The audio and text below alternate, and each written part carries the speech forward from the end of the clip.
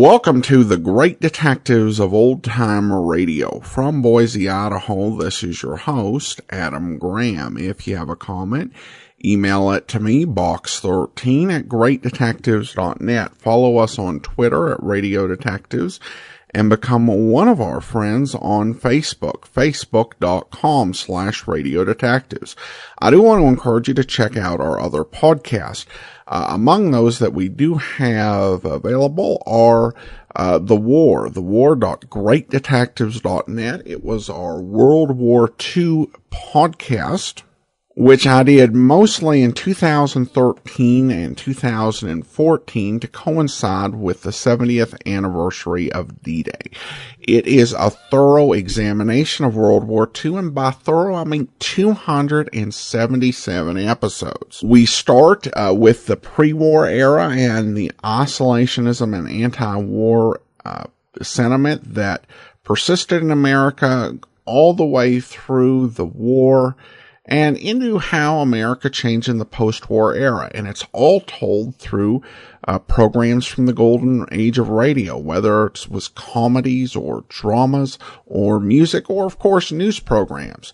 It's 277 episodes. I think you'll enjoy it. If you're interested in that era, check it out, thewar.greatdetectives.net. Also, check out The Amazing World of Radio, amazing.greatdetectives.net. Features all of the summer series that have been voted on by our Patreon supporters, including our Summer of Bogart and Great Movies Over Radio, as well as our holiday programs. And then check out the video version of this podcast at videotheater.greatdetectives.net. Well, now it's time for today's episode of It's a Crime, Mr. Collins. The original air date is July the 15th of 1957, and this one is The Burnt Copper Powder.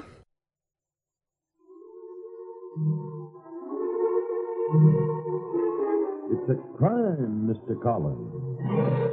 It surely is. After all, if your husband were a private detective, and he kept talking about the body beautiful, how would you know if he meant one of his beautiful clients or a corpse? You see, my husband's Greg Collins, the private detective, and he's kind of used to both beautiful clients and corpses, I mean. Oh, by the way, I'm Gail Collins, and I'll be back in a minute to set the stage for our next puzzling crime. Titled, The Burnt Copper Powder. It's a crime, Mr. Collins. Now tell me, Gail, was the body beautiful a corpse or a client? Both. You mean the client got herself murdered? If you'll be patient, Mr. Little, I'll tell you all about it. Okay, Gail, go right ahead. Greg was at his office in San Francisco. I was out of town visiting my family. It was about 6 in the evening. The lights of the Golden Gate Bridge were just beginning to wink at my husband. Naturally, he was desperately lonesome without me. So he called me long distance. Gail, darling, can you hear me? Perfectly, and stop shouting. They have perfected Mr. Bell's invention, you know. You get my telegram? It was very clever, Greg. How do you think of such things? It's a cinch. You just sit in the telegraph office for 6 hours and chew a pencil, and eventually you work it out. Greg, do me a favor while I'm away. Anything at all. When your next client comes in, Yeah? soak him, clip him, corroborate him. I just saw a fur coat on Fifth Avenue. I'll try, pal. Gotta call you later, darling. Here comes the client. I hope it's a Rockefeller. Bye, chum. Bye, Greg.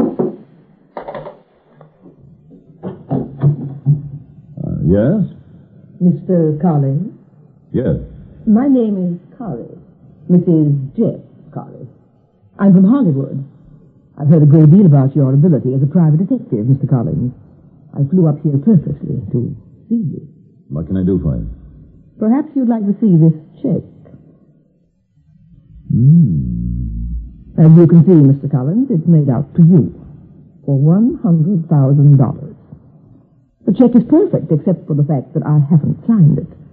I'm going to sign it, though, as soon as we make an agreement. What sort of agreement, Mrs. Curry? I understand you're a very clever man. This is going to take all the ability you have, and then some. My husband just died, Mr. Collins. Yes, go on. He was murdered. And you're offering me $100,000 to find out who killed him, huh? Oh, no. I can tell you who killed him. Who did? I did. Just what do you expect of me, Mrs. Carey? I'm going to tell you all the facts. We trace every incident of the crime. I'll cooperate with you in any way you wish. But I want you to see to it that it's impossible for the police to convict me. In other words, I want you to help me get away with it. Oh, I'll be suspected. I'll be questioned, I'm sure of that. But I must not be convicted. Leaves quite a margin for your ingenuity, Mr. Collins. Well, what's your answer? Are you going to throw me out of your office? Or will you join me for cocktails? Well, Mr. Collins, will you take the $100,000 to help me get away with murder? I'm sorry, Mrs. Carey. No, I will not. In the first place, I'm a private detective who operates on the side of the law. If your story is true, you can find a dozen small-fry detectives who'd only be too glad to help you skip a murder rap. I do it for a lot less than you're offering. Some of them would do it just for a good tip on the 4th at Santa Anita. But I wouldn't touch it. I'll make it $150,000. You don't seem to understand that it isn't the money involved. But let me finish. In the second place, I don't believe a word of what you've said. This sounds to me as though, frankly, you're either out of your mind or playing some kind of practical joke. All right, Mr. Collins. If you want to be very old-fashioned and highly moral about this, we won't discuss it any further. I was just thinking. Yeah? Perhaps we could have cocktails anyway. Mrs. Carey, I'm sure it would be delightful, but my wife... You're married? Yes, my wife just happens to be out of town. Oh, that makes it perfect, doesn't it? Well, I don't know. You are old-fashioned, aren't you? What are you going to do tonight? Play chess at an old man's club? No, I don't usually have this much trouble with men. I can see why. I think you better go along without me, Mrs. Carey. If you change your mind, I'll be at the champagne room. Hello, Gail. Can you hear me? Can you hear me, Gail? Of course I can, Greg.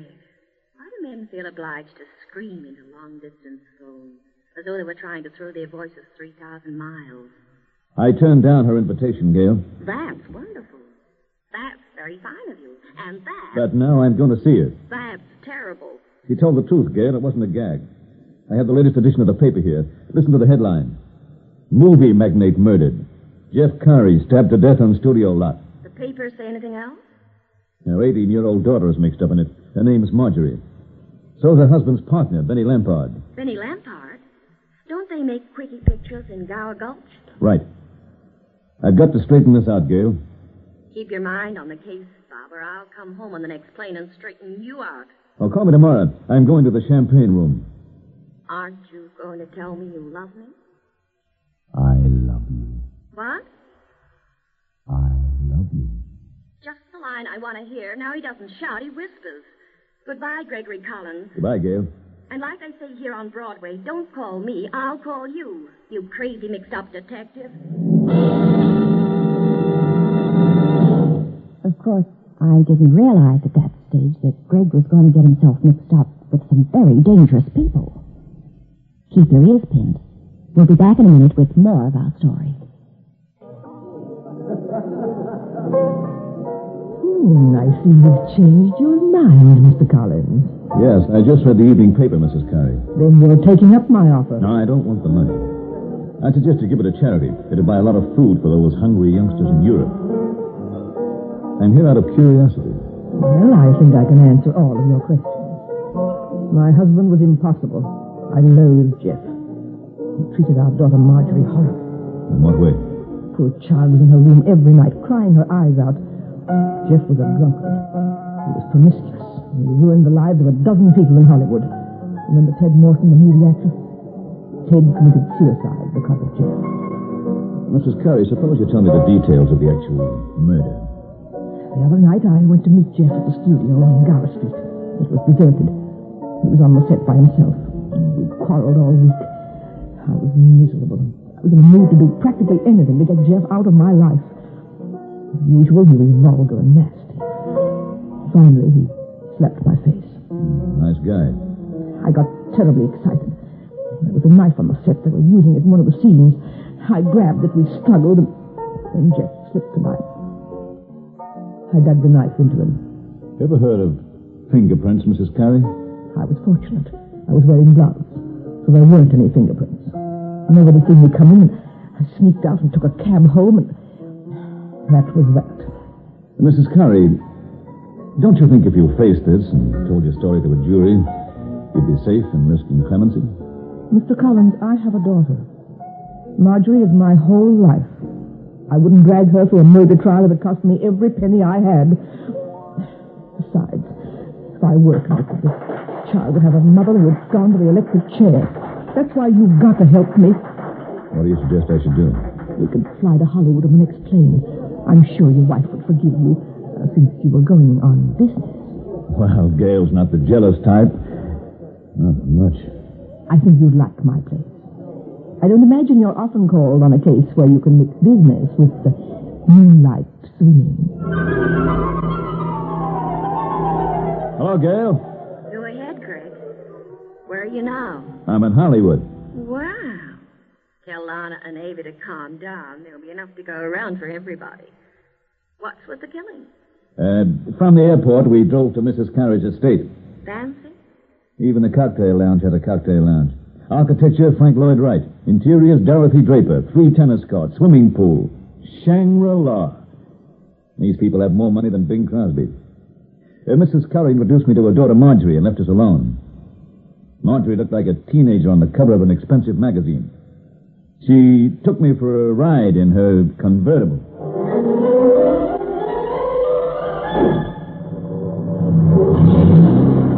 You didn't get along very well with your father, I understand, Marjorie. Well, Mr. Collins, Daddy was... Well, to be honest with you, he was a pretty tough problem. Did you see him that night before he died? No, I didn't. You live with your folks all year round? No, I've been away at school. This fall I'm going to college in the East. How about your father's partner, Benny Lampard? They get along with each other? Yeah. Isn't that strange? Dan was practically an ogre to everybody but Benny. What you stopped for, Marjorie? I thought you might like this view. If you get out of the car and go over to that stone wall, you get a gorgeous view of the Pacific.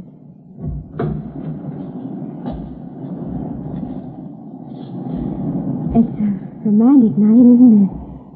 Great big moon. Got a boyfriend, Marjorie? No one special.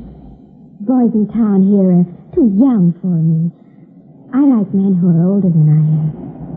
I see. I like a man who's mature, sort of the water pigeon type. Like you, Mr. Collins. But he has some gray hairs. He's older than I am. Oh, yes, I guess he is. Well, I don't like him too old. You're just about the right type. What are you frowning about? What are you thinking? Like mother, like daughter. You come from a very interesting family, Marjorie. Everybody has a one-track mind. Isn't the moonlight on the Pacific just so gorgeous and dreamy? Yes. I think we'd better get back to the house. Fast. You listening, Gail? I'm listening, but I'm not liking. Well, you can see what I was up against. But I concentrated hard on the facts in the case. I wasn't responding to this girl at all. What did you say? This girl was getting nowhere with me. That's funny. I thought you said the girl was getting nowhere with you. That I could never believe. Yeah, well, I decided to pay a visit to that studio where Jeff Carey was stabbed. The police had locked it up, but I got a pass and decided to give it the once-over. It was very late at night. The studio was deserted. The set was topsy-turvy. You could see there'd been a struggle. I found 2 glasses. One of them had a lipstick smudge. I put it in my pocket. I was going to see if it matched the brand Mrs. Carey uses. While I was examining the bloodstains on the floor where Jeff Curry had died, I thought I heard a noise. I waited, looked around, saw nothing. I heard it again. I turned my flashlight toward the back of the set, then toward the cameras, the sound booth. Still saw nothing. Then as I was about to turn off the flashlight, I saw a face. A man was sneaking up behind me. What the... Sorry, Mr. Collins. You can just imagine how I felt when I heard Greg tell me that on the telephone. But just stand by, friends. In a minute, we'll bring you the climax of the case. Hello? Hello, you there, Gail? Of course I'm here, you must. Tell me what happened next. Well, Gail, I don't have to tell you a sock on the coconut with a blackjack is a sure cure for insomnia. I was out cold. When I woke up, I found myself in a small, dirty bedroom. I could see headlights passing frequently by the window, though I knew I was near a highway. A man, extremely well-dressed and impressive-looking, was sitting by the bed with a gun in his hand.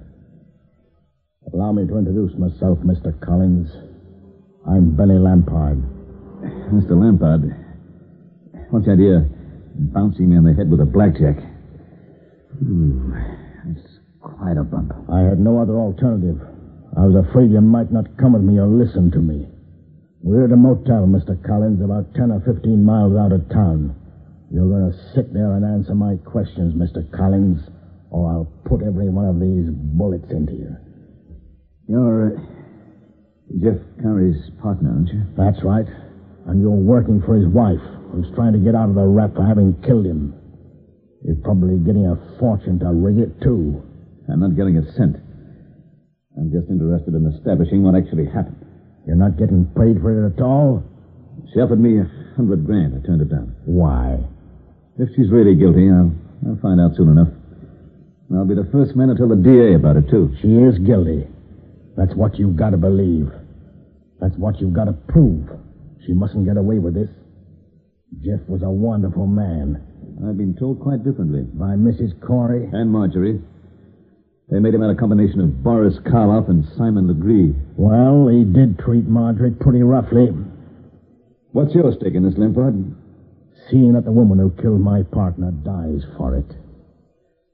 Got any ideas about how you can prove it one way or another, so that a smart lawyer couldn't rip it to pieces in court? Motive, Mr. Collins.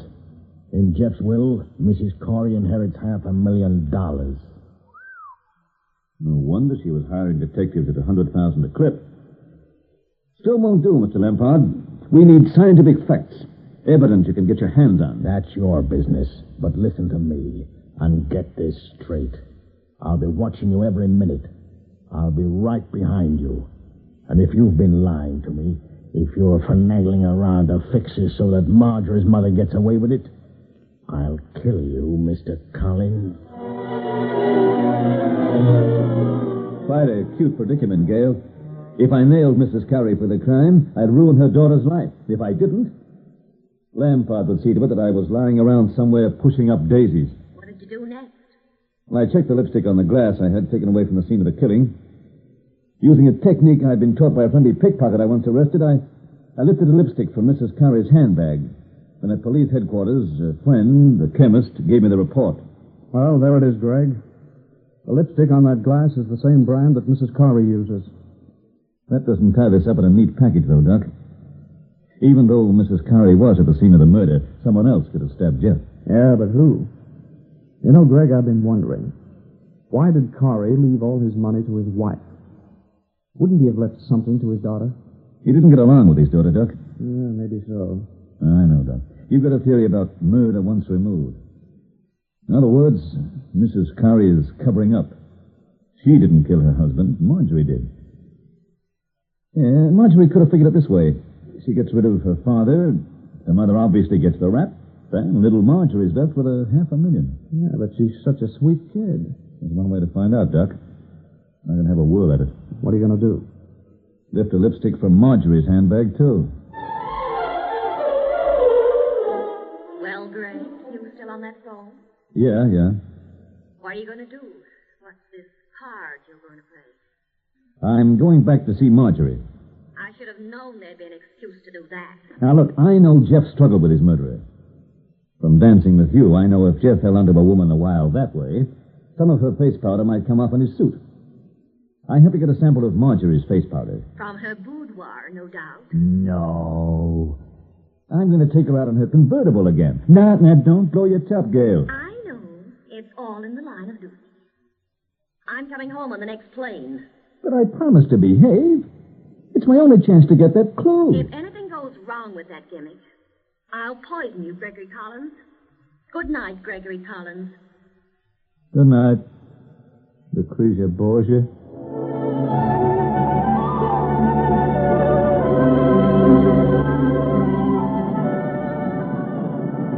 Marjorie, this is a beautiful spot. That moon. The view of the Pacific from this hill. Come here, Marjorie. Mr. Collins.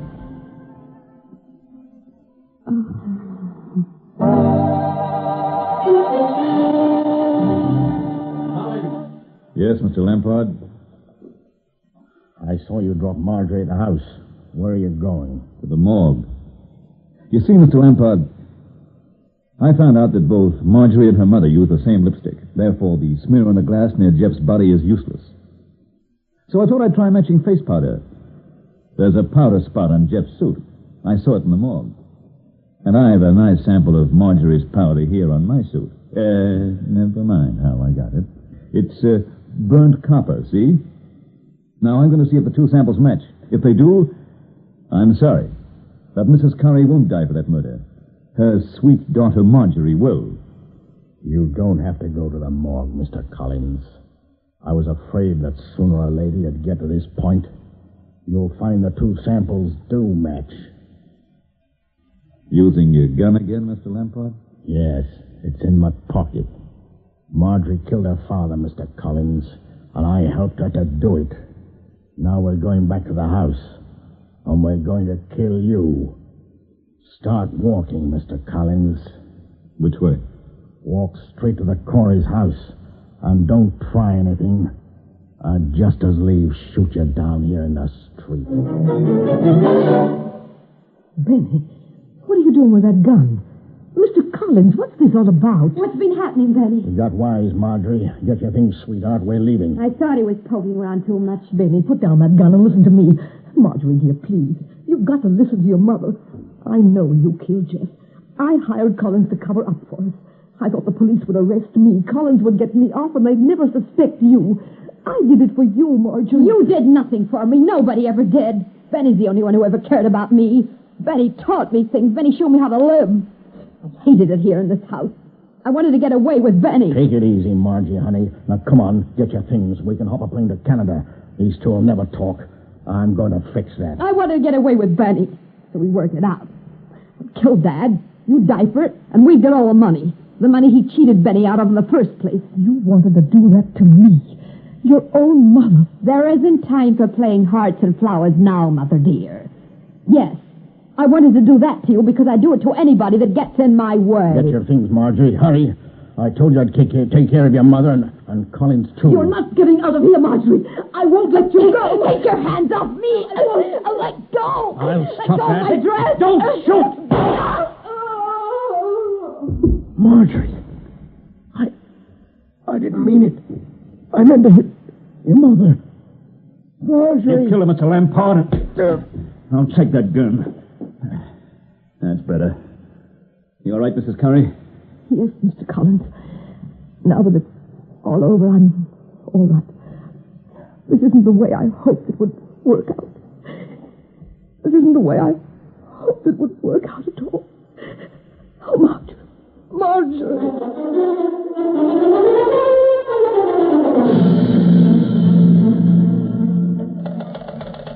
Hello? Hello? Hey, Gail?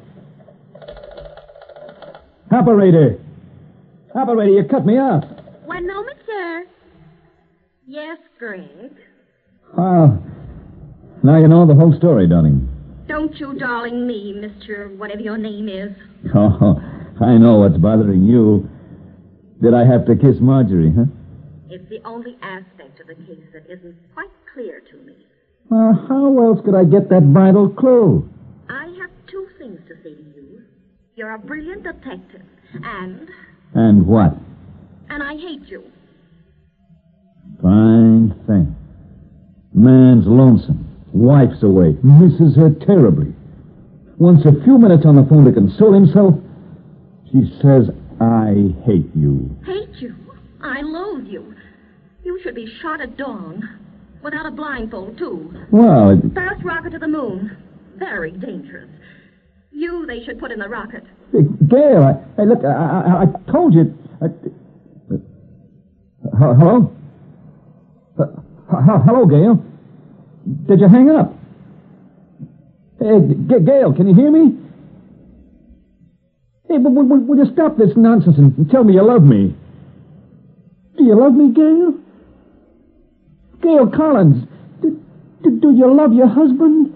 I am sorry, sir. We cannot give out that information. Don't go away. In just a minute, we'll be back with you.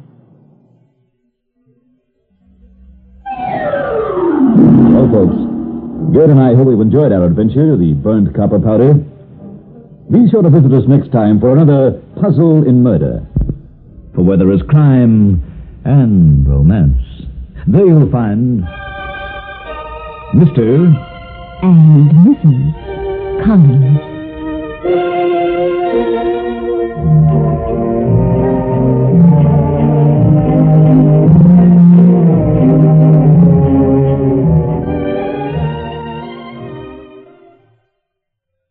Welcome back. Well, this is an interesting episode in that I mentioned when we first started the series that the American version was essentially a version of The Adventures of the Abbotts that didn't keep the same character names, but otherwise remained essentially the same. And this episode is proof of that, as this script was based on a script for the Abbotts that we actually have the program on file. We played it quite a while back. It was episode 331, and essentially the same plot.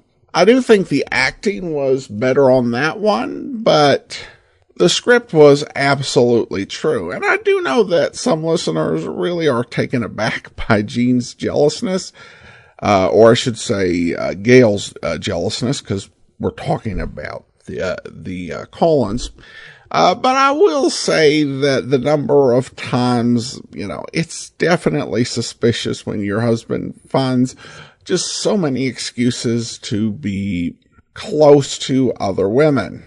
Though it was fun to have an episode where Greg, pretty much operated relatively independently. All right, well, listener comments and feedback, and we want to go to Twitter now. Micah writes over on Twitter, I've discovered classic radio, shows from a bygone era that include adverts from wartime. It's a joy. And says, at Radio Detectives, thank you. And also tagged a friend. Thank you so much, Micah. I'm glad you're enjoying the show. Then we have a Facebook recommendation from Rongi. I hope I'm pronouncing your name correctly. This is the best way to improve one's English. English is officially my second language, but listening to this channel brings it up to 1.5. Just love these old stories, sitting aside the phone, knitting and listening, just like in real life happened. Thank you from the Alaskan winter. Well, thank you so much, Rongi. I appreciate your comment and your recommendation. All right. I also want to go ahead and thank our Patreon supporter of the day. I want to go ahead and thank Gretchen. Gretchen has been one of our Patreon supporters since September 2018, currently supporting us at the Shamus level of $4 or more per month. Thank you so much for your support, Gretchen. And that will do it for now. Join us back here tomorrow for Rocky Jordan. Next Tuesday, another episode of It's a Crime, Mr. Collins. In the meantime, send your comments to box13@greatdetectives.net. Follow us on Twitter at Radio Detectives and become one of our friends on Facebook, facebook.com/Radio Detectives. From Boise, Idaho, this is your host, Adam Graham, signing off.